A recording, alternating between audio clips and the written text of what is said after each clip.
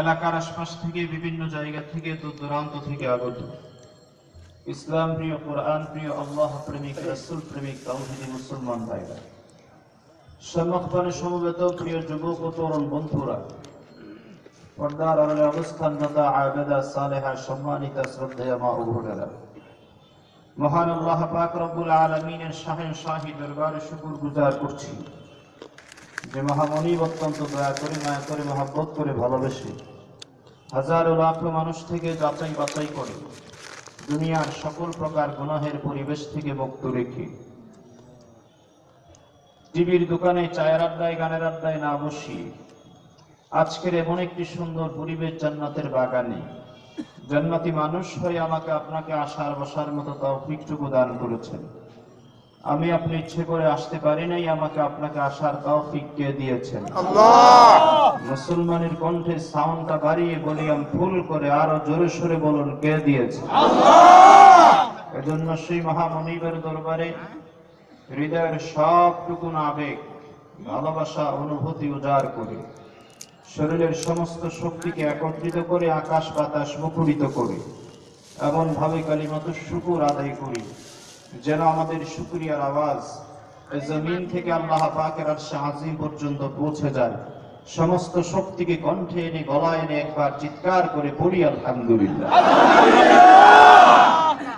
লক্ষ কোটি দুরূদ ও সালাম আল্লাহর সৃষ্টির প্রধান আকর্ষণ, বিশ্বসভার সভাপতি, বিশ্ব মানবতার মহান মুক্তির দিশারি, বিশ্ব মানবতার মহান শিক্ষক, ইমামুল আম্বিয়া, সাইয়্যিদুল আম্বিয়া, হাবিবে কিবরিয়া, আশরাফুল আম্বিয়া, নবিয়্যুল মুরসালিন, খাতামুন নবিয়্যিন, রাহমাতুল লিল আলামিন, ইউনিভার্সাল প্রফেট বিশ্বনবী জনাব মুহাম্মদুর রাসূলুল্লাহ সাল্লাল্লাহু আলাইহি ওয়াসাল্লাম। মুহতারাম বন্ধুগণ, কোরআনে পাকের 114টি সূরার মধ্য হতে সিরিয়াল নাম্বার, ক্রমিক নাম্বার হিসাবে 20 নম্বর সূরা। সূরাটির নাম সূরা তাহা। রাসূল পাক সাল্লাল্লাহু আলাইহি ওয়াসাল্লামের হিজরতের পূর্বে সূরাটি নাজিল হয়েছিল বিধায় মুফাসসিরিনে কেরামের ভাষায় সূরাটিকে মাক্কি সূরা বলা হয়। এটি কোরআনে পাকের একটি প্রসিদ্ধ সূরা, একটি বিখ্যাত উল্লেখযোগ্য সূরা। এই সূরাতে সর্বমোট 135টির মতো আয়াতে কারিমা রয়েছে। আমি আপনাদের সামনে সূরার প্রথম দিকের কয়েকটি আয়াতে কারিমা তেলাওয়াত করেছি। রাসূল পাক সাল্লাল্লাহু আলাইহি ওয়াসাল্লামের পবিত্র জবান থেকে বর্ণিত বুখারী শরীফ কিতাবুত তাফসীর থেকে একখানা হাদিস আপনাদের সামনে পেশ করেছি। আপনাদের সকলের কাছে দোয়া চাই, আল্লাহর কাছে তৌফিক কামনা করি। দয়াময় আল্লাহ যেন তেলাওয়াতকৃত আয়াত এবং হাদিসের আলোকে মুসলমানদের বর্তমান সমস্যার সমাধান করবে হেদায়েতের উদ্দেশ্যে ইখলাসের সাথে এমন কিছু কথা যেন আল্লাহ বলার তৌফিক দেন, যে কথাগুলি আমার জন্য, আপনাদের সকলের জন্য খুব বেশি প্রয়োজন, এবং যে কথাগুলি অনুযায়ী আমল করলে আমি এবং আপনারা দুনিয়া আখিরাতে সফলতা লাভ করতে পারবো, আমি অর্জন করতে পারবো, এবং যেভাবে কথাগুলি বললে আপনারা বুঝতে খুব সুবিধা হবে, সাবলীল প্রাঞ্জল সহজ ভাষায় যেন আল্লাহ পাক প্রত্যেকটা কথা তার গোলামের কণ্ঠ দিয়ে বের করে দেন। সকলে বলুন আমিন। এই মাহফিলটি দীর্ঘদিন যাবৎ পরিশ্রম সাধনার ফল হিসেবে আজকের মাহফিলের আয়োজন করা হয়েছে। আজকের মাহফিলে অনেক বুজুর্গ উলামায়ে কেরাম উপস্থিত হয়েছেন। মাগরিবের পর থেকেই ধারাবাহিকভাবে হযরত উলামায়ে কেরাম আলোচনা পেশ করেছেন। আলোচনা পেশ করেছিলেন বাংলাদেশের আলেম সমাজের অহংকার হযরত পীর সাহেব চরমনাই রাহমাতুল্লাহি আলাইহি সুযোগ্য খলিফা আলহাজ হাফিজ মাওলানা অধ্যক্ষ ইউনুস আহমেদ সাহেব হুজুর মাগরিবের পর থেকে আলোচনা পেশ করেছিলেন। এবং আমার পরে যিনি আলোচনা করবেন বাংলাদেশের অত্যন্ত নন্দিত বক্তা, সুপরিচিত খ্যাতি সম্পন্ন মুফাসসিরে কুরআন আন্তর্জাতিক অঙ্গনে যার পরিচিতি লাভ হয়েছে, আমার আপনার সুপরিচিত বিশিষ্ট আলেম দ্বীন মুফাসসিরে কোরআন, আমার অত্যন্ত শ্রদ্ধাভাজন জনাব আলহাজ হযরত মাওলানা হাফিজুর রহমান সিদ্দিকী সাহেব, তিনি আলোচনা করবেন এবং আলহামদুলিল্লাহ তিনি আমাদের মাঝে উপস্থিত আছেন। বলুন আলহামদুলিল্লাহ। আপনারা প্রাণ ভরে একের পর এক হযরত উলামায়ে কেরামের জবান থেকে মূল্যবান আলোচনা শুনতে পারবেন। আমার বন্ধুগণ, যত আলোচক আলোচনা করেছেন এবং করবেন, আল্লাহ পাক যেন সকলের কথাগুলি আমাদেরকে আমল করার তৌফিক দান করেন। এবং দ্বীনের যত দায়ী আছেন, যারা ইখলাসের সাথে দ্বীনের খেদমত করছেন, আল্লাহ পাক যেন সকলকে নেক হায়াত দান করেন। আমার বন্ধুগণ, ভূমিকায় কোন রকম কোনো সময় না দিয়ে সরাসরি কোরআনে পাকের আলোচনায় চলে যাই। সূরাটি তেলাওয়াত করেছি সূরা তাহা। এটি কোরআনে কারীমের প্রসিদ্ধ এবং উল্লেখযোগ্য একটি সূরা। সব সূরারই আলাদা একটা বিশেষত্ব আছে, তবে কোরআনে কারীমের কিছু কিছু সূরার বিশেষত্ব একটু ব্যতিক্রম ধর্মী। যেমন কোরআনে পাকের উল্লেখযোগ্য সূরা সূরা ইয়াসিন, এটিকে কোরআনে কারীমের কলব বলা হয়েছে, কোরআনের অন্তর বলা হয়েছে। মুফাসসিরিন কেরামের ভাষায় রাসূল পাক সাল্লাল্লাহু আলাইহি ওয়াসাল্লামের সহিহ হাদিস দ্বারা প্রমাণিত, একবার যদি কোনো ব্যক্তি কোরআনে পাকের সূরা ইয়াসিন তেলাওয়াত করে, আল্লাহ পাক 10 বার কোরআনে কারীম খতম করার সওয়াব দিবেন। সুবহানাল্লাহ। তেমনই বিশেষত্ব আছে সূরা ইখলাস, কুল হুয়াল্লাহ সূরা, যেটাকে আমরা বলি। এই সূরাটার আরেকটি বিশেষত্ব, খুব এমন একটি বিশেষত্ব এই সূরার, পবিত্র হাদিস থেকে আমরা জানতে পারি, আল্লাহর হাবিব বিশ্ব নবী মুহাম্মদ সাল্লাল্লাহু আলাইহি ওয়াসাল্লাম ইরশাদ করেছেন, একবার যদি কোনো ব্যক্তি সূরা ইখলাস তেলাওয়াত করে, একবার, কয়বার? একবার যদি তেলাওয়াত করে, আল্লাহ পাক 10 পারা কোরআন পড়ার সওয়াব তার আমলনামায় দিবেন। সুবহানাল্লাহ। দুইবার বললে 20 বার, 20 পারা কোরআন পড়ার সওয়াব আল্লাহ আমলনামায় দিবেন। তিনবার যদি কোনো ব্যক্তি সূরা ইখলাস তেলাওয়াত করে, আল্লাহ পাক পুরা 30 পারা কোরআন পড়ার সওয়াব তার আমলনামায় দিবেন। তেমনি একটি সূরা সূরা তাহা, এটি একটা বৈশিষ্ট্যপূর্ণ মর্যাদাপূর্ণ সূরা। এই সূরার ব্যাপারে মুসনাদে দারামিতে ইমামুল মুহাদ্দিসিন, রাইসুল মুহাদ্দিসিন হযরত আবু হুরায়রা রাদিয়াল্লাহু তাআলা আনহু থেকে এই সূরার বিশেষত্ব সম্পর্কে একটি হাদিস বর্ণিত। হযরত আবু হুরায়রা রাদিয়াল্লাহু তাআলা আনহু বর্ণনা করেছেন, রাসূল পাক সাল্লাল্লাহু আলাইহি ওয়াসাল্লামের ইরশাদ করেছেন, আল্লাহ পাক আকাশ জমিন সৃষ্টি করার 2000 বছর আগে, আকাশ জমিন সৃষ্টি করার 2000 বছর আগে, যখন পৃথিবী ছিল না, মানুষের তো কোনো অস্তিত্বই বলা যায় না, যেখানে মানুষ ছিল না, জিন ছিল না, কোনো কিছুই ছিল না, পৃথিবী সৃষ্টি করার 2000 বছর আগে আল্লাহ পাক একটি ফেরেশতাদের মজলিস কায়েম করেছিলেন, সভার ব্যবস্থা করেছিলেন। সেই সভা আর সেই মজলিসে আল্লাহ পাক তার পবিত্র জবান দিয়ে 2টি সূরা তেলাওয়াত করে শুনিয়েছিলেন। একটি হচ্ছে সূরা ইয়াসিন, আর একটি হচ্ছে সূরা তাহা। সাহাবায়ে কেরাম প্রশ্ন করলেন, ইয়া রাসূলুল্লাহ, আল্লাহ পাক কেন মজলিসের মধ্যে সূরা ইয়াসিন আর সূরা তাহা তেলাওয়াত করলেন? ফেরেশতারা প্রশ্ন করেছিলেন, সাথে সাথে, ইয়া আল্লাহ, আপনি কেন এই 2টি সূরা আমাদেরকে তেলাওয়াত করে শোনালেন?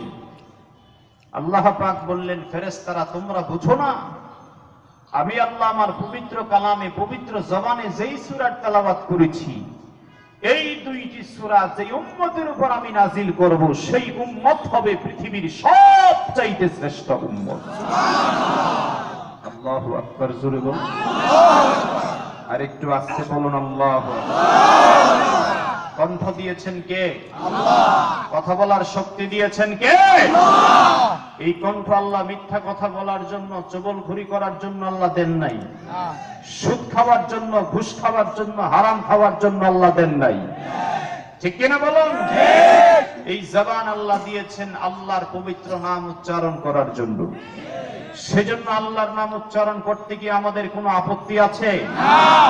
আশেপাশের লোকজন যারা দাঁড়িয়ে আছে, এদিক সেদিক আছে, মাইকের আওয়াজ যাদের কানে যাবে, একটা লোক যেন বাহিরে থাকতে না পারে।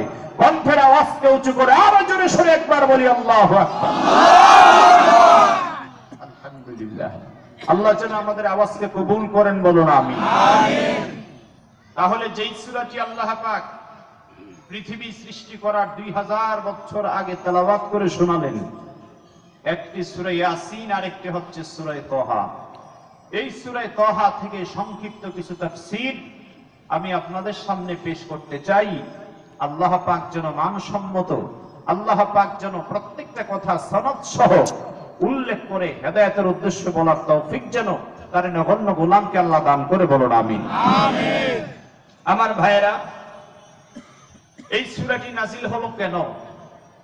কোরআনে পাকের প্রত্যেকটি সূরা নাজিল হওয়ার পিছনে শানে নজুল রয়েছে, যেটিকে কোরআন নাজিল হওয়ার প্রেক্ষাপট বলা হয়। এই সূরার শানে নজুলের ব্যাপারে হযরত আব্দুল্লাহ ইবনে মাসউদ রাদিয়াল্লাহু তাআলা বর্ণনা করেছেন। তাফসীরে মারিফুল কোরআন এবং তাফসীরে রুহুল মানি, তাফসীরে মাযহারি সহ প্রসিদ্ধ তাফসীরের কিতাবে উল্লেখ হয়েছে, রাসূল পাক সাল্লাল্লাহু আলাইহি ওয়াসাল্লামের উপর এই সূরাটি কখন নাজিল হলো। আমার ভাইরা, আল্লাহ পাক রব্বুল আলামিন পয়গম্বর বিশ্ব নবী রাহমাতুল লিল আলামিন রাসূলের উপর যখন আমার আল্লাহ কোরআন নাজিল করলেন, বিশ্ব নবীর উপর যখন আল্লাহ কোরআনে কারীম নাজিল করে দিলেন, কোরআনে কারীম নাজিল হওয়ার সঙ্গে সঙ্গে আমার নবী, আপনার নবী রাতের বেলা দাঁড়ায়া দাঁড়ায়া পয়গম্বরের সান্নিধ্যে কোরআনে কারীমের তেলাওয়াত করতেন। সুবহানাল্লাহ। আমার ভাইরা, এ আমার এলাকার মুসলমান ভাইরা, এ রাজধানী এলাকার মুসলমান ভাইরা, পয়গম্বর আরবী রাহমাতুল লিল আলামিন সারা রাত দাঁড়ায় দাঁড়ায় কোরআনে কারীম তেলাওয়াত করতেন। রহমতের নবী যখন দাঁড়ায় দাঁড়ায় কোরআনে কারীম তেলাওয়াত করতেন, বিশ্ব নবী নামাজের মধ্যে দাঁড়ায় থাকার কারণে পয়গম্বরের পা মোবারক দুইটা ফুলে যেত। এমনকি হযরত আব্দুল্লাহ ইবনে মাসউদ রাদিয়াল্লাহু তাআলা বর্ণনা করেছেন, রাসূল পাক সাল্লাল্লাহু আলাইহি ওয়াসাল্লামের পা মোবারক ফুলে এমন সময় হঠাৎ করে পা ফেটে যেত এবং পা মোবারক থেকে রক্ত পর্যন্ত প্রবাহিত হতো। আল্লাহর নবী রাহমাতুল লিল আলামিন বিশ্ব নবী, যেই নবীর সামনে কোনো গুনাহ ছিল না, যেই নবীর পিছনের জীবনে কোনো গুনাহ ছিল না, জানতে চাই মুসলমান নবীর উম্মতেরা জবাব দিবেন, আমার নবীর জীবনে কোনো গুনাহ আছে নাকি? আর আসতে বলেন, আছে নাকি? আমার নবীর জীবনে তো পবিত্র জীবন, এত পবিত্র জীবন, এত পবিত্র জীবন। আমার নবীর জীবনের সামনে কোনো গুনাহ নাই, আমার নবীর জীবনের পেছনে কোনো গুনাহ নাই।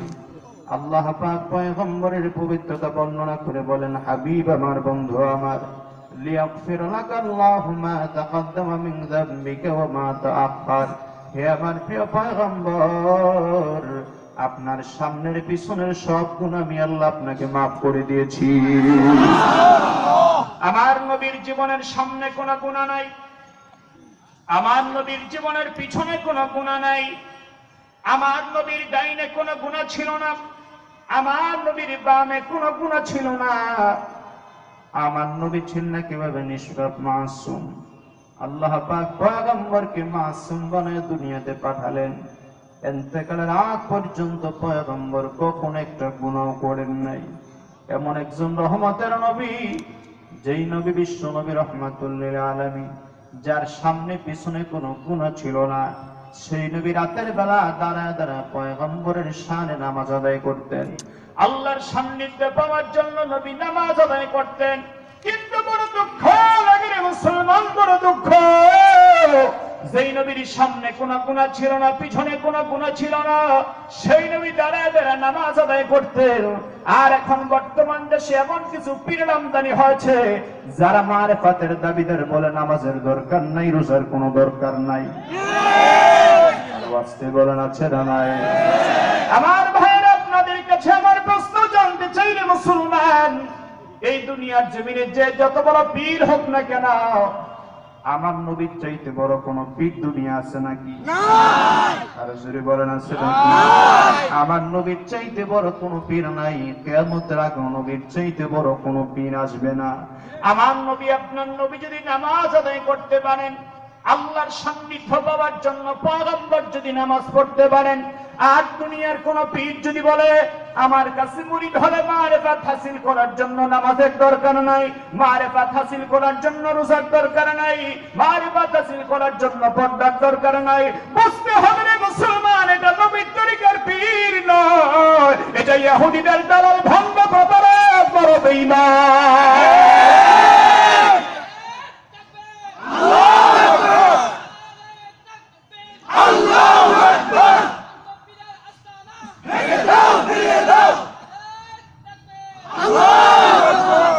আমার ভাইরা, বাংলাদেশের মানুষ আলেম উলামায়ে কেরাম ভক্ত, বাংলাদেশের মানুষ বড় পীর মাশায়েখ ভক্ত।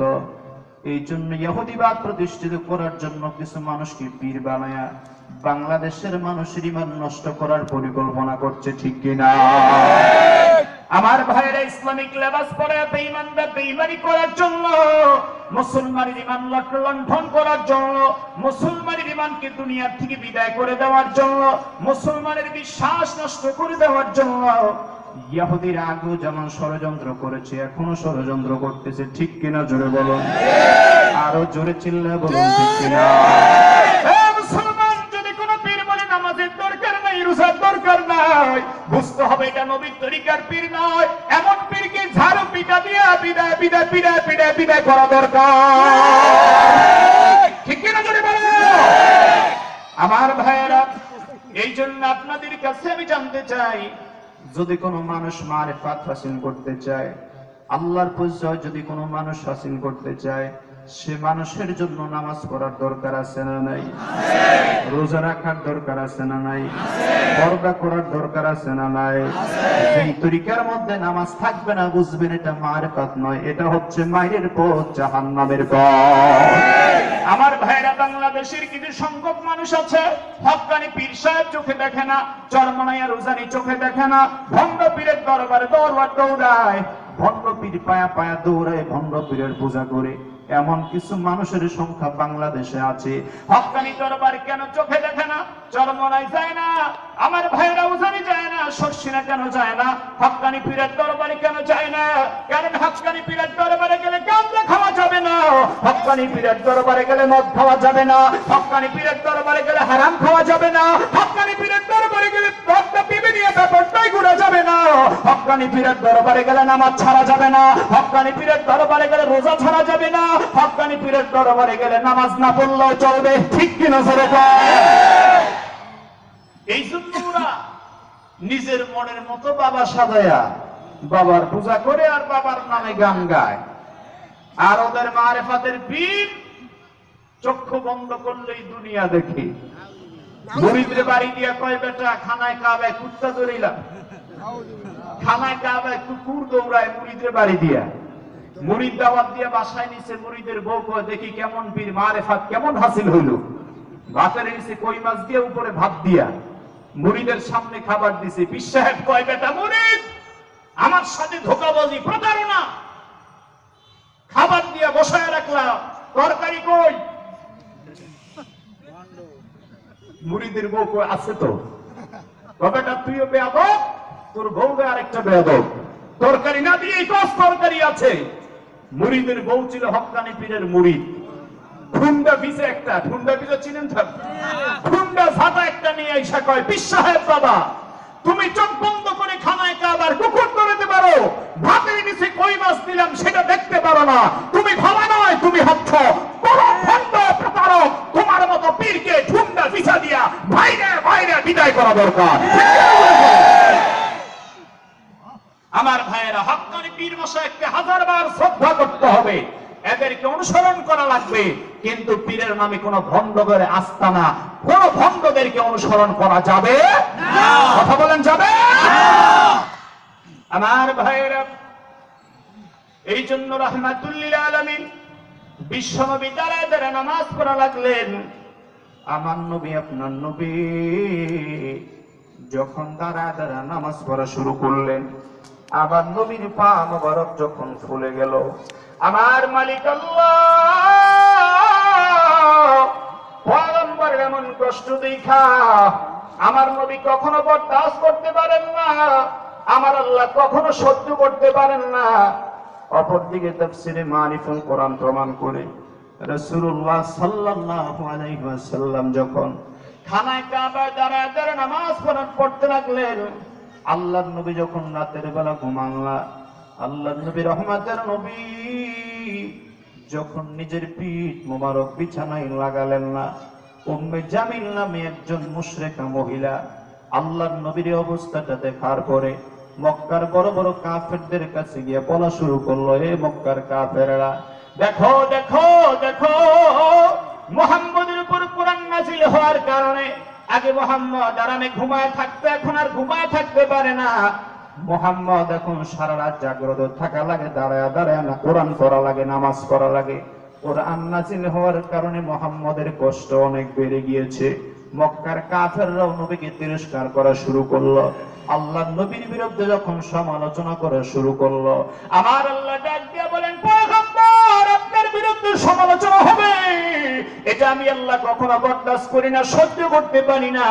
জানতে চাইলে মুসলমান নবীর উম্মত, আমার নবীর সবচেয়ে বড় বন্ধুকে আল্লাহ, আর জোরে বলেন কে? আমার নবীর বিরুদ্ধে যখন সমালোচনা শুরু হলো, আমার আল্লাহ ডাক দিয়া কয়, জিবরাইল যাও যাও, তাড়াতাড়ি যাও আমার নবীর কাছে। আমার নবী দাঁড়ায় দাঁড়ায় নামাজ পড়া লাগবে না, আমার নবী আর কষ্ট করা লাগবে না, কারণ আমি আল্লাহ পয়গম্বরের কষ্টের জন্য কোরআন আমি আল্লাহ নাযিল করি নাই। আবার বন্ধুগণ, বড় দুঃখ, বড় পরিতাপের বিষয়, আবু জাহেল কাফের ছিল, নবীর সমালোচনা করেছে। আবু লাহাব কাফের ছিল, নবীর সমালোচনা করেছে। উম্মে জামিল নামে মহিলা কাফেরা ছিল, মুশরিকা ছিল, নবীর সমালোচনা করেছে। কিন্তু মুসলমানের বাচ্চাদের কেউ নাম মুসলমানই না, এই সমস্ত কিছু মুসলমানের বাচ্চাও নবীর বিরুদ্ধে সমালোচনা করে। আছে না নাই? কথা বলেন, আছে না নাই? আমার ভাইয়েরা, ভালো করে শুনুন, আমি আপনি দল যেটা ইচ্ছা সেটাই করতে পারি, কিন্তু আপনাদের কাছে আমার প্রশ্ন, আমাদের নবী কয়জন? একজন। আওয়ামী লীগের ভাইদের কয়জন? একজন। বিএনপির ভাইদের কয়জন? একজন। সব দলের লোকের নবী কয়জন? একজন। আমাদের আল্লাহ কয়জন? একজন। আমাদের রাসূল কয়জন? একজন। আমাদের কোরআন কয়টা? একজন। আমার ভাইয়েরা, দল নিয়ে ভেদাভেদ আমার মধ্যে আপনার মধ্যে থাকতে পারে, কিন্তু রাসূল নিয়ে, দ্বীন নিয়ে, ইসলাম নিয়ে, কোরআন নিয়ে কোনো ভেদাভেদ করা যাবে না। ঠিক আছে কথা? ঠিক আছে কথা? আমার ভাইয়েরা, আমরা কোন দলীয় স্লোগান দেই না, রাজনৈতিক বক্তব্য কখনো দেই না, কিন্তু আমার রাসূলের শানে যদি কোনো বেঈমান কথা বলে, ইসলামকে নিয়ে যদি কোনো বেঈমান কটূক্তি করে, তখন আর দল বিদল নয়, সবাই মিলে তার প্রতিবাদ করতে হবে। সেই প্রতিবাদ করতে আপনারা রাজি আছেন? সবাই রাজি আছেন? যারা রাজি আছেন, দুই হাত তুলে আল্লাহকে দেখান।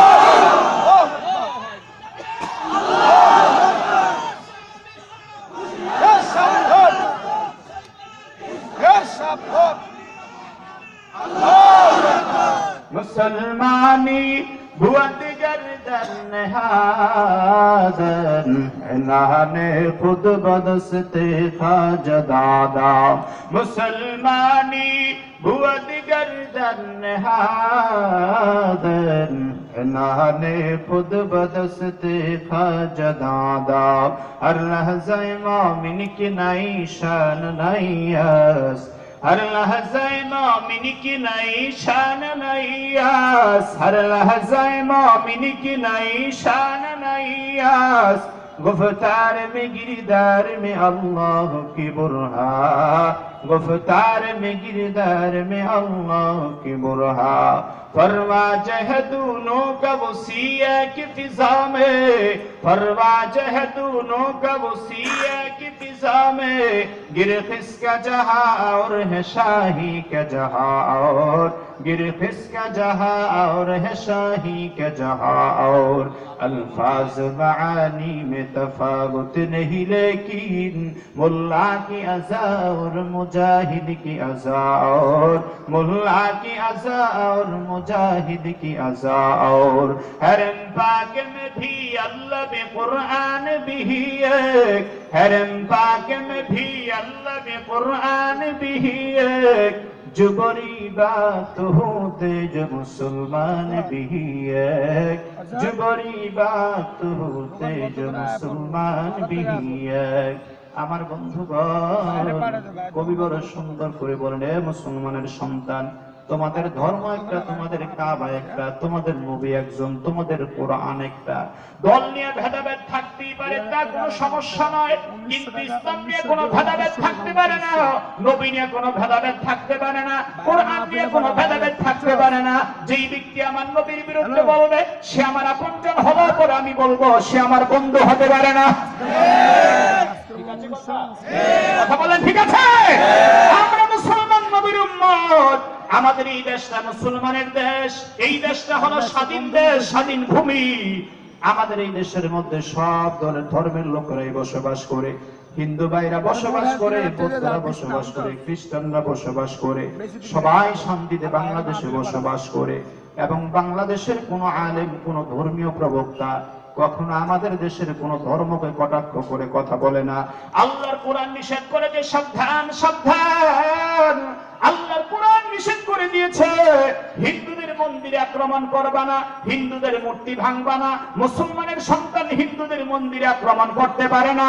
যদিও কোনো মন্দিরে কেউ আক্রমণ করে থাকে, মুসলমানের বদনাম করার জন্যই আক্রমণ করতেছে, ঠিক না বলো? আমরা কোন আলেম কখনো বলি না হিন্দুদের মন্দিরে আক্রমণ করা, কোন আলেম বলি না হিন্দুদের গির্জা আক্রমণ করো, কোন আলেম কখনোই বলে না হিন্দুদের মূর্তিগুলা ভাঙো। বরং আল্লাহর নবী পবিত্র জবান দিয়ে নিষেধ করেছেন, লা তাসুবুল আসনাম, সাবধান তোমরা কখনো হিন্দুদের মূর্তিদেরকে গালি দিও না। কারণ মূর্তি পূজা যার ধর্ম সে মূর্তি পূজা করবে, কবর পূজা যার ধর্ম সে কবর পূজা করবে, চন্দ্র পূজা যার ধর্ম সে চন্দ্র পূজা করবে। ফলাফলের বেলায় হাসরের ময়দানে আসল তথ্য আল্লাহর সামনে স্থাপন হয়ে যাবে, ঠিক কি না জোরে বলেন? আমার ভাইরা ভালো করে শোনার চেষ্টা করুন। আমরা কখনো বলি না মন্দির তালা লাগাও, আমরা কখনো বলি না গির্জা তালা লাগাও।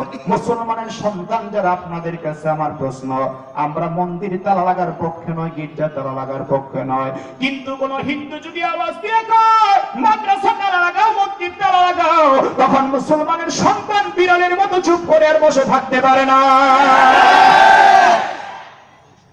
সাপ মুরিদ হয়েছে পীর সাহেবের কাছে, মুরিদ হলো কে? কথাবার্তা কি বোঝা যায়? জবাব দিতে অসুবিধা আছে? সাপ মুরিদ হয়েছে কার কাছে? পীর সাহেবের কাছে। পীর সাহেব বলে, সাপ সব সময় তো মানুষ মুরিদ করাই, তুই আবার মুরিদ হইতে আসলি, কি তোকে মুরিদ করাবো? ঠিক আছে, যা তোকে সবক দিয়ে দিলাম, আর কাউকে ছবল মারবি না, কামড় দিবি না। সাপ কয়, হুজুর ঠিক আছে, যতদিন বাঁচবো আর কাউকে ছবল দিব না। সাপ আর কাউকে ছবল দেয় না, রাস্তার পারে ঘুমায় সাপ। এখন যেই প্রাণীগুলা সাপকে দেখলে দৌড়ের মাথায় থাকার কথা, ব্যাং, কুচ্চা, এগুলো এখন সাপের পিঠে উঠা উঠা লাফায়। সাপ কিন্তু কিছু কয় না, কারণ সাপ তো মুরিদ হয়ে গেছে, জবান বন্ধ, ঠিক না বলুন? এখন ব্যাং উঠা সাপের পিঠে লাফায়, বেশি আইসা আইসা কামড় দিয়ে দিয়া সাপের পিঠ থেকে চামড়া ছিলাইয়া নিতেছে। কাক আইসা আইসা নিজের ঠোঁট দিয়া, লম্বা লম্বা ঠোঁট দিয়া সাপের পিঠে গর্ত করছে। মশা মাছি বাসা বানাইছে সাপের পিঠে। সাপের অবস্থা বড় করুণ, বড় খারাপ। 2-1 সপ্তাহ পরে আর সাপ ইন্তেকাল করার সম্ভাবনা আছে। পীর সাহেব আবার সেই রাস্তা দিয়া যায়, গিয়ে দেখলো সাপের বড় করুণ অবস্থা। কে? সাপ দূরে অবস্থা কেন? জাতি সাপ তুই দূরে অবস্থা কেন? জাতি সাপ আপনার কি যেন বলে এগুলাকে, এই যে সমস্ত সাপগুলি ফানা ধরে, ফানক সাপ, খইয়া পানো, তারপরে আরো কত নাম আছে যেগুলি জাতি সাপ। আপনার মাত্র যদি 3 হাতের একটা সাপ আমাদের এই প্যান্ডেলের মাঝখানে ছেড়ে দেওয়া যায়, আপনারা কে কোন দিকে যাবেন এটা একমাত্র আল্লাহই ভালো জানে, ঠিক কি? আর যদি আওয়াজ দেওয়া হয় সাপ সাপ, তাহলে আমার মনে হয় আর কয়জনকে এখানে পাওয়া যাবে বলা মনে মুশকিল হবে। সাপ মানুষ এতই ভয় পায়, যত বাহাদুর মানুষই হোক না কেন, যদি কয় তোর সামনে সাপ, ফাল দিয়ে পিছনে 3 হাত দূরে, ঠিক কিনা বলুন? সাপকে মানুষ এতই ভয় পায়। কিন্তু এখন সেই সাপের পিঠে বাসা করেছে মশা, মাছি, ব্যাঙ, কুচ্চা, এগুলো এখন সাপের সাথে খেলাধুলা করে। এখন পিসাব কতরে অবস্থা কেন? কয় হুজুর আপনি তো বলেছেন কাউকে সবল না দেওয়ার জন্য। কয় বেটা মূর্খ, সবল দেওয়ার জন্য এটা নিষেধ করেছি, ফুসফাস করতে তো আর নিষেধ করি নাই। সাপ যখন ফুস করছে, ব্যাঙ আর কুচ্চা যা আছে সব দৌড়ের মাথায় প্রস্রাব পায়খানা করে ভরা হয়ে গেছে, মশা মাছি সব উড়াল দিয়ে চলে গিয়েছে। আল্লাহর কোরআন বলেছে মূর্তিকে আক্রমণ করো না, মন্দিরে হামলা করো না, মসজিদ মন্দির ভাঙবা না, মূর্তিকে আক্রমণ করবা না। কিন্তু আমরা মুসলমান সঠিকভাবে বসবাস করতে চাই। কেউ যদি মুসলমানদেরকে উস্কানি দিয়ে বলে মাদ্রাসা মসজিদ তালাবাগাও বন্ধ করো, মুসলমানের সন্তান শিখার মতো লোকজন ধরে বলতে চাই 1 সাগর রক্তের বিনিময় হলো মাদ্রাসা বন্ধ হতে দেব না, দেব না, দেব না ইনশাআল্লাহ।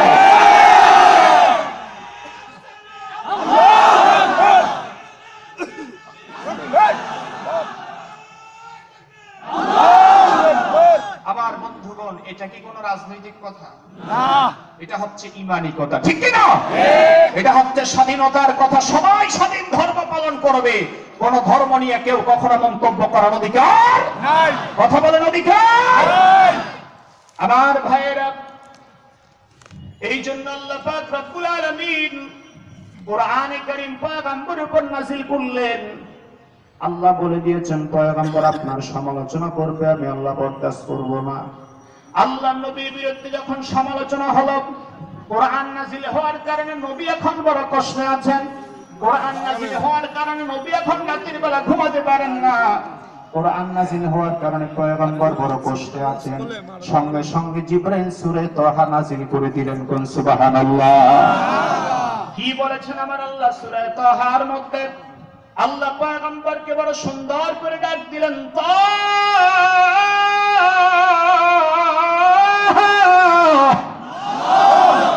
আল্লাহ রাসূলকে ডাক দিলেন তাহা বলে। হযরত আব্দুল্লাহ ইবনে মাসউদ রাদিয়াল্লাহু তাআলা আনহু বড় সুন্দর করে ব্যাখ্যা করেছেন তাহা। তাহা শব্দটা হরফে মুকাদ্দার। পৃথিবীর সব মুফাসসির একমত পোষণ করেছেন, ওয়াল্লাহু আ'লামু বিমুরাদিহি বিযালিকা। এই সমস্ত শব্দগুলো বিচ্ছিন্ন শব্দ। কোরআনে কারীমের অনেকগুলো সূরা আল্লাহ শুরু করেছেন বিচ্ছিন্ন শব্দ দ্বারা আল্লাহ শুরু করেছেন। আলিফ লাম মিম দ্বারা আল্লাহ শুরু করেছেন, সাদ দ্বারা আল্লাহ শুরু করেছেন, আলিফ লাম রা দ্বারা আল্লাহ পাক শুরু করেছেন। সমস্ত মুফাসসির একমত পোষণ করেছেন, ওয়াল্লাহু আ'লামু বিমুরাদিহি বিযালিকা। এই সমস্ত শব্দগুলোর অর্থ কেউ জানে না, দুনিয়ার কোন মুফাসসির জানে না। তবে এই সমস্ত শব্দগুলোর অর্থ কি জানেন? আল্লাহ। আরো জোরে চিল্লায়ে বলেন, কি জানেন? আল্লাহ। তবে মুফাসসিরিনে কেরাম ব্যাখ্যা করেছেন, হযরত আব্দুল্লাহ ইবনে মাসউদ রাদিয়াল্লাহু তাআলা আনহু বর্ণনা করেছেন, তাহা শব্দটা আল্লাহ উল্লেখ করেছেন পয়গম্বরের শানে। কারণ আমার নবীকে আল্লাহ কোরআন শরীফে অনেক সুন্দর গুণামান উল্লেখ করেছেন। আমার নবীর নাম হচ্ছে মুহাম্মদ, নবীর নাম হচ্ছে আহমদ। কিন্তু কোরআন শরীফের কোন জায়গায় আল্লাহ ইয়া মুহাম্মদ বলে রাসূলকে ডাক দেন না। কিন্তু আল্লাহ পাক হযরত মূসা আলাইহিস সালামকে ডাক দিয়েছেন ইয়া মূসা বলে, ইব্রাহিম খলিলকে আল্লাহ ডাক দিয়েছেন ইয়া ইব্রাহিম বলে, হযরত নূহ আলাইহিস সালামকে আল্লাহ ডাক দিয়েছেন ইয়া নূহ বলে। কিন্তু আমার আল্লাহর হাবিবকে কখনো নাম ধরে ডাকতেন না। কারণ আমার নবী আপনার নবী, আমার আল্লাহর সান্নিধ্যে এত বেশি রাসূলকে আল্লাহ এত বেশি ভালোবাসেন রে মুসলমান, আমার নবীর নাম পর্যন্ত আল্লাহ নেন নাই। আল্লাহ পাক রাসূলকে ডাক দিয়েছেন সব সময় সিফাতি নাম বলে।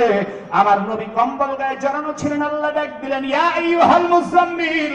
আমার নবী চাদর গায়ে দিয়ে ঘুমিয়েছিলেন, আল্লাহ ডাক দিলেন ইয়া আইয়ুহাল মুদ্দাসসির। আমার নবীকে আল্লাহ বড় সুন্দর করে সম্বোধন করেছেন, আল্লাহ ডাক দিয়েছেন ইয়াসিন। মুফাসসিরিন কিরাম বলেন সেটা রাসূলের সিফাতি নাম। তাহা এটাও নবীর সিফাতি নাম, আল্লাহ ডাক দিলেন তাহা মা আনজালনা আলাইকাল কুরআনা লিতাশকা। আল্লাহু আকবার। আল্লাহ রাসূলকে ডাক দিয়ে বলেন ইয়া আইয়ুহান নবী, হে আমার প্রিয় নবী, মা আনজালনা আলাইকাল কুরআনা লিতাশকা। হে আমার প্রিয় পয়গম্বর, মা আনজালনা আলাইকা, আপনার উপর কোরআন আমি আল্লাহ নাযিল করি নাই। লিতাশকা, লামটা হচ্ছে লামে কাই, তার মানে কারণ দর্শানোর জন্য ব্যবহার করা হয়। হে আমার প্রিয় পয়গম্বর, মা আনজালনা আলাইকাল কুরআনা লিতাশকা, আপনাকে আমি আল্লাহ কষ্ট দেওয়ার জন্য কোরআন নাযিল করি নাই। তাহলে আল্লাহ আপনি কেন কোরআন নাযিল করলেন? আল্লাহ বলেন ইল্লা তাযকিরাতান লিমান ইয়াখশা। হে নবী, আমি আল্লাহ কোরআন নাযিল করলাম ইল্লা তাযকিরাতান আই ইল্লা তামসিয়াতান। হে নবী, আমি আল্লাহ কোরআন নাযিল করলাম উপদেশ দেওয়ার জন্য, পথ প্রদর্শন করার জন্য। যারা একমাত্র মুত্তাকি হবে, তাকওয়াবান হবে, তাদেরকে কোরআন জান্নাতের রাস্তা দেখাবে। তার মানে হচ্ছে হাবিব, কিয়ামত পর্যন্ত দুই দল মানুষ পৃথিবীতে থাকবে। একদল কিয়ামত পর্যন্ত কোরআনের পক্ষে থাকবে, আর একদল মানুষ কোরআনের বিপক্ষে থাকবে। ঠিক কি না জোরে বলেন? আমরা কোরআনের পক্ষে থাকতে চাই কি চাই না?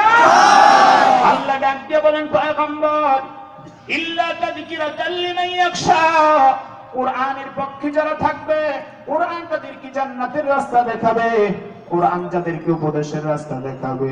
কোরআন কখনো খারাপ রাস্তা দেখায় নাই, কথা ঠিক কিনা? একজন মানুষের জীবন পরিবর্তন করার জন্য, একজন মানুষের জীবনের বাস্তবতা আনার জন্য, একজন মানুষকে মানুষ বানাইতে যদি কেউ চায়, কোরআনের শিক্ষার কোনো বিকল্প কিছু আশা করা যায় না, ঠিক কিনা? আমার ভাইয়ের, একজন মানুষের মধ্যে যদি কোরআনের শিক্ষা না থাকে, ওই মানুষটার চেহারা সুরতে মানুষ হতে পারে, কিন্তু তার স্বভাব আর চরিত্রের মধ্যে মানুষত্ব পাওয়া যায় না। কারণ যাদের মধ্যে কোরআনের শিক্ষা নাই, যাদের মধ্যে ধর্মীয় শিক্ষা নাই, ওই মানুষগুলাই দেখবেন বেশি বেশি সন্ত্রাসী করে, ওই মানুষগুলাই দেখবেন বেশি বেশি মাস্তানি করে, ওই মানুষগুলাই মা বাবাকে বৃদ্ধাশ্রমে পাঠায়।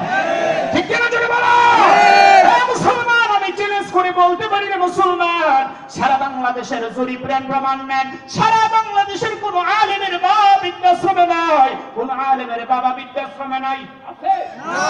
যদি আলেম বেতন পায় 5,000-7,000 টাকা, 5,000-7,000 টাকা বেতন পায় আলেম, মার কাছে যায়, বাবার কাছে যায়, মা বাবা যদি অসুস্থ হয়ে যায়, মার খেদমত করে, বাবার খেদমত করে। মা কি প্রয়োজন মা তুমি বলো? আর আমাদের দেশের বহু শিক্ষিত মানুষ পাওয়া যায়, বড় লোক, বড় শহর, বড় চাকরি করে, বড় বুদ্ধিজীবী, বড় আইনজীবী, বড় ডক্টর, বড় প্রফেসর, এমন মানুষের মা বাবা গুলা বৃদ্ধাশ্রমে পাঠায় দেয়। কেন মা বাবা বৃদ্ধাশ্রমে পাঠায়? কারণ কোরআনের শিক্ষা যেই সন্তানের মধ্যে নাই, এই সন্তান মা বাবাকে অবশ্যই বৃদ্ধাশ্রমে পাঠাবে, ঠিক কিনা? আমার দেশের জন্য সন্ত্রাসী করে না মুসলমান, পত্র পত্রিকা সাংবাদিকের রিপোর্ট অনুযায়ী সত্য কথা বলতে কোনো দ্বিধা নাই। বাংলাদেশের একজন আলেম রাস্তায় গুলি নিয়ে কাউকে বন্দুক থেকে টাকা আদায় করে না, ঠিক কিনা বলো? তারপরে আলেমদের কত বদনাম, কত বদনাম। আমার ভাইরা, খাওয়া নাই, দাওয়া নাই, এমন কিছু সংকট মানুষ পাওয়া যায়, দোকানে পাটে, রাস্তাঘাটে বসে বসে শুধু আলেমের সমালোচনা করে, ঠিক কিনা? আলেমদের এত বিপদ, এত বিপদ, এত বিপদ, নামাজ পড়াইতে গেল আর আমরা শান্তিতে নামাজ পড়াইতে পারে না। আমার ভাইয়েরা, কেরাত একটু দেরি হলে পরে উনি পিছন থেকে খাকরানি দেয়, তার মানে আলেম, এই ইমাম এত লম্বা কেরাত পড়ো কেন, তাড়াতাড়ি রুকুতে যাও, কথা বলে না। আমার ভাইয়েরা, যারা আলেমদের সাথে এমন বেয়াদবি করে, আলেমদেরকে যারা ডিরেকশন দেয়, ওই সমস্ত বেয়াদবদের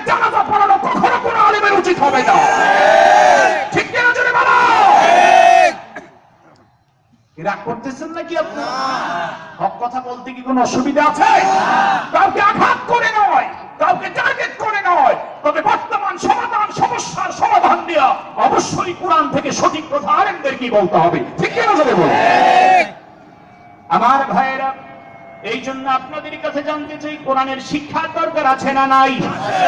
আর আসতে বলেন আছে না নাই? শিক্ষা যদি না থাকে রে মুসলমান, আমাদের দেশে গরু মরে, ছাগল মরে, মহিষ মরে, জানাজা দেওয়া হয় না।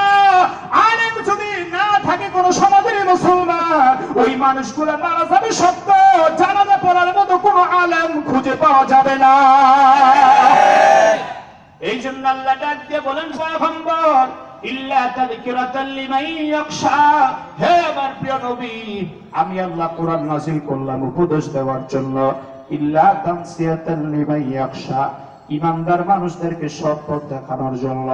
আর কোরআন যারা মানে এত সৎ, এত সৎ, দুর্নীতির মধ্যে নাই, হারামির মধ্যে নাই, মিথ্যার মধ্যে নাই, চোপনখড়ির মধ্যে নাই, পরের মাথায় তারা কখনো বাড়ি দেয় না, পরের হক তারা নষ্ট করে না, কখনো তারা সম্পদ চুরি করে না, ঠিক কিনা? এই জন্য আল্লাহ বলেন, পয়গম্বর, কোরআন আমি আল্লাহ কষ্টের জন্য নাযিল করি নাই, বরং পুরা কোরআনটা আমি আল্লাহ রহমত হিসেবে নাযিল করে দিয়েছি। আল্লাহ পাক রব্বুল আলামিন কোরআনে কারীমের অন্য আয়াতে বড় সুন্দর করে দলিল পেশ করেন, ওয়া নুনাজ্জিলু মিনাল কুরআনি মা হুয়া শিফাউ ওয়া রাহমাতুল লিল মুমিনিন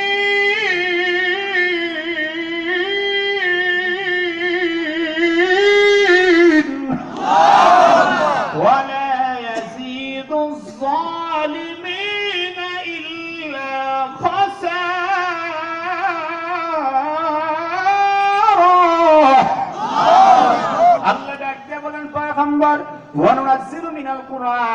আমি আল্লাহ আপনার উপর কোরআন নাযিল করেছি, মা হুয়া শিফা, কোরআন আপনাকে মেডিসিন হিসাবে আমি আল্লাহ দিয়েছি, ওয়া রাহমাতুল লিল মুমিনিন, ঈমানদারের জন্য রহমত দিয়েছি।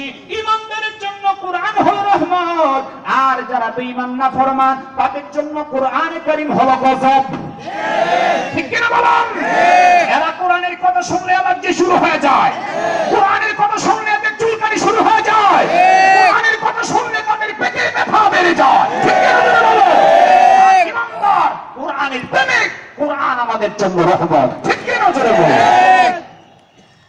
আমার ভাইয়েরা, কোরআনে কারীম আল্লাহ পাক রহমতের জন্য নাযিল করেছেন। এই কোরআন কত রহমত, কত রহমত, কত রহমত।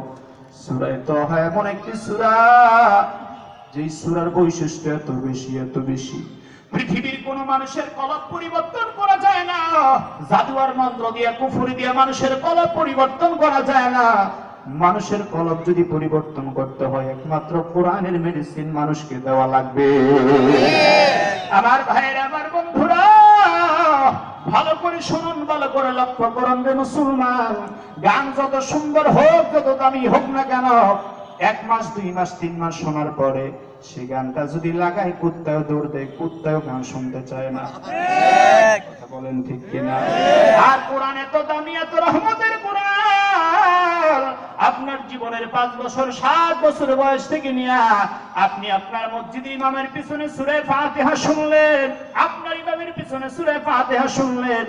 আমার ভাইয়েরা, ঢাকার শহরের বড় বড় মসজিদে ইমামের পিছনে সূরা ফাতিহা শুনলেন।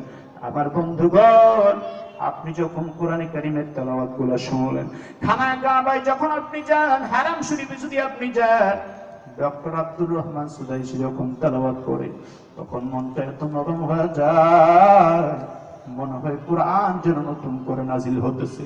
সারা রাত যদি চলে যায়, তারপরও কোরআন কারো কাছে কখনোই খারাপ লাগে না। দুনিয়ার যত রঙের গানে হোক না কেন, গান শুনতে আর মজা লাগে না, কিন্তু কোরআন যতই শুনি, যতই শুনি, ততই শুনতে আমার কোরআনই মনে চায়। মানুষের কলবের একমাত্র ঔষধ হলো কোরআন, মুসলমান, মানুষের আত্মার একমাত্র ঔষধ হলো কোরআন। কোরআনে কারীম কেমন ঔষধ, কেমন ঔষধ! পয়গম্বর রাহমাতুল লিল আলামিন মক্কার জমিনে যখন মার খাওয়া শুরু করলেন, আমার নবী দ্বীনের দাওয়াত দিতেছে, মক্কার কাফের বেঈমান রাসূলকে ঘর থেকে অস্থির করে ফেলছে। আমার রাসূলকে সঠিকভাবে দিনের দাওয়াত দেওয়ার সুযোগ পায় না। আল্লাহর নবী ফজরের নামাজটা আদায় করার পর মহান মালিকের দরবারে একটা লম্বা মোনাজাত দিয়েছে, মালিক,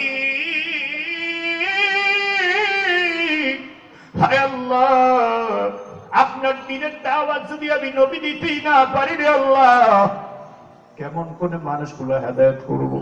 আল্লাহ, আমি রাসূল তোমার কাছে দোয়া করতেছি, মক্কার দুইটা বড় মাথার তুমি কালিমার মুসলমান বানায়া দাও।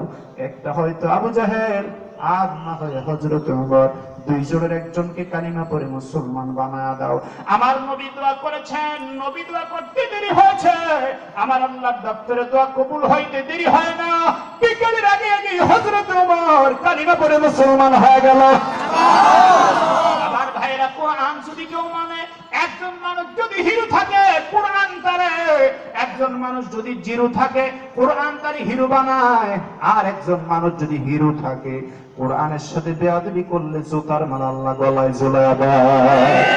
ঠিক কিনা জোরে কয়? আমার ভাইরা, হযরত ওমর কোরআন গ্রহণ করেছেন, কোরআনের উপদেশ গ্রহণ করার কারণে হযরত ওমরের এত দাম, এত সম্মান। বিশ্বনবী রাহমাতুল লিল আলামিনের রওজা থার সোনার মদিনায় হযরত ওমর রাসূলের বাম পাশে ঘুমায়। হযরত ওমর এত দাম বেড়ে গেল, কিয়ামত পর্যন্ত মানুষ ওমরের নাম গ্রহণ করবে, শ্রদ্ধার সাথে হযরত ওমরের নাম মানুষ গ্রহণ করবে। ওমরের এত সম্মান বেড়ে গেল, এত সম্মান বেড়ে গেল, বুখারী শরীফের হাদিস বর্ণনা করেন, রাহমাতুল লিল আলামিন যখন জান্নাতে যাবেন, আল্লাহ যখন রাসূলকে বলবেন, রাসূল যান, আপনি পয়গম্বর জান্নাতে যান, আমার রাসূল ডাক দিয়া বলবে, আল্লাহ, আমি রাসূল তো জান্নাতে যাব, আমার সাথে যারা নির্যাতিত হয়েছে, আমার যেই সাহাবীরা পিঠের চামড়া খুলে ফেলেছে, আমার যেই সাহাবীরা রক্ত দিয়েছে, জীবন দিয়েছে, আল্লাহ, ওই সাহাবীদেরকে ছাড়া আমি রাসূল জান্নাতে যেতে পারি না। বুখারী শরীফের হাদিস প্রমাণ করে, পয়গম্বর যখন জান্নাতের দিকে যাবেন, আমার নবী ডাক দিবেন, কই আমার গুহার সাথে আবু বকর, কই আয় আয় আবু বকর, আমি রাসূলের সাথে আয়। কই আমার ওমর, কল্লা কাটার জন্য আমার কাছে এসেছিল, আয় ওমর আমার কাছে আয়, আমি রাসূল এখন তোমাদেরকে নিয়ে জান্নাতে যাব। হযরত আবু বকর রাসূলের ডান দিকে থাকবেন, হযরত ওমর রাসূলের বাম দিকে থাকবেন। পয়গম্বর সব সাহাবী উম্মতকে নিয়ে বিনা হিসাবে আমার নবী আল্লাহ জান্নাতে ঢুকে যাবে। এই জন্য আমার ভাইরা, কোরআনে কারীমের সাথে সম্পর্ক করার দরকার আছে না নাই? আর আসতে বলেন, আছে না নাই? আমরা কোরআনের সাথে সম্পর্ক করতে চাই কি চাই না? কোরআন মানলে হব জিরো, কোরআন না মানলে হব হিরো, কোরআন মানলে হব হরিও, কোরআন না মানলে হব জিরো। ঠিক কিনা জোরে বলুন? এই জন্য কোরআন মানলে দুনিয়ায় হিরো হওয়া যাবে, আখিরাতেও হিরো হওয়া যাবে। কথা ঠিক কিনা জোরে বলুন? আজ তো বর্তমান সমাজের অবস্থা এমন হয়েছে, ঘরে ঘরে এখন আর কোরআনের তেলাওয়াত নাই, সব ভারতীয় চ্যানেলের ছবি নিয়ে আমার দেশের মা বোন গুলা ব্যস্ত। আরো আসতে বলেন, ঠিক কিনা? মহিলারা কাম কর্ম, কাজ কাম সব বাদ দিয়া ভারতীয় চ্যানেল নিয়ে বসা আছে। আর তালাকের ঘটনা এত বেশি ঘটছে, যেই তালাক বিগত 10 বছর আগে কখনোই হতো না, এখন 1 বছরে এত তালাক আমাদের দেশে হচ্ছে। বিবাহ যদি হয় একটা, তালাক হয় 3টা। তার সবচেয়ে বড় কারণ, যেই সকল মহিলারা টেলিভিশন দেখবে, হিন্দুধর্মী চ্যানেল দেখবে, হিন্দুয়ানি চ্যানেল দেখবে, ওই সকল মহিলারা কখনোই চরিত্রবান হতে পারে না, আদর্শবান হতে পারে না। ঠিক কিনা? আর যেই মহিলা ঘরে কোরআন পড়বে, আমার ভাইরা বসুন, নীরবে বসুন, আলহামদুলিল্লাহ, প্যান্ডেল ফুল কানায় কানায় পূর্ণ, চতুর্দিকে আল্লাহর বান্দারা দাঁড়িয়ে আছে, বলুন আল্লাহু আকবার। আমার ভাইয়েরা, এই জন্য আমরা সেই কোরআনের সাথে সম্পর্ক চাই কি চাই না? যেই ঘরে আপনার মেয়ে কোরআন পড়বে, সেই ঘরে আল্লাহর রহমত নাজিল হবে, আল্লাহর পক্ষ থেকে বরকত নাজিল হবে। আর যেই ঘরে কোরআন থাকবে না, সেই ঘরে কখনোই রহমতের আশা করা যাবে না। এই জন্য আপনার মেয়েকে যদি আপনি কোরআনের শিক্ষা দেন, তাহলেই আপনার মেয়ে ঘরে কোরআন পড়বে। আর এমন কোরআন পড়নেওয়ালা মেয়ের গর্ভেই আল্লাহ পাক খাজা মাইনুদ্দিন চিশতি আজমিরির মতো, চরমনার সৈয়দ নেসারউদ্দিনের মতো, চরমনার সৈয়দ ইসহাক রাহমাতুল্লাহ আলাইহির মতো বাংলার জমিনে আলেম ওলামা পীর মাশায়েখ তৈরি করে দিবেন। ঠিক কিনা জোরে বলুন। এজন্য কোরআনের শিক্ষা বাস্তবায়ন করতে হলে মাদ্রাসা শিক্ষার দরকার আছে না নাই? আছে। জোরে বলুন, আছে না নাই? আছে। এই মহিলা মাদ্রাসাগুলি যদি না থাকতো, বাংলাদেশের মেয়েদের যে কি অবস্থা হতো সেটা একমাত্র আল্লাহই ভালো জানে। ঠিক কিনা বলুন। কোথাও নারীদের শিক্ষা এখন নিরাপদ নয়, একমাত্র মহিলা মাদ্রাসাগুলি নারীদের শিক্ষা নিরাপত্তা বাস্তবায়ন করে, নিশ্চিত করে। ঠিক কিনা জোরে বলুন। আমার ভাইয়ের এই জন্য পয়গম্বর আরবি বুখারী শরীফের হাদিস বর্ণনা করেছেন, কোরআনের সাথে যাদের সম্পর্ক, রাসূল বলেন আল কোরআন ওয়াস সিয়ামু ইয়াশফানি লিল আবদ। হাসরের কঠিন ময়দানে কোরআনে কারীম বান্দার জন্য সুপারিশ করবে। হাসরের কঠিন ময়দানে কোরআন বান্দার জন্য সুপারিশ করে বলবে, আল্লাহ তোমার বান্দা আমি কোরআনকে ভালোবেসেছে মাওলা, তোমার বান্দা রাত্রি গভীরে তোমার কোরআন পড়তো, আল্লাহ তোমার বান্দা আমি কোরআনকে ভুলে নাই, আমি কোরআনকে ছেড়ে দেয় নাই, আল্লাহ তুমি এমন বান্দাকে কখনোই জাহান্নামে নিতে পারবা না, আমি কোরআন তোমার বান্দার পক্ষে সুপারিশ করতেছি, আল্লাহ তুমি তোমার এই বান্দাকে জান্নাত দিয়া দাও। আল্লাহ বলবেন, হে কোরআন তুমি যখন সুপারিশ করলা, আমি আল্লাহ তোমার সুপারিশ কবুল করে আমার বান্দাকে আমি আল্লাহ জান্নাত দিয়ে দিলাম। কোন সুবহানাল্লাহ।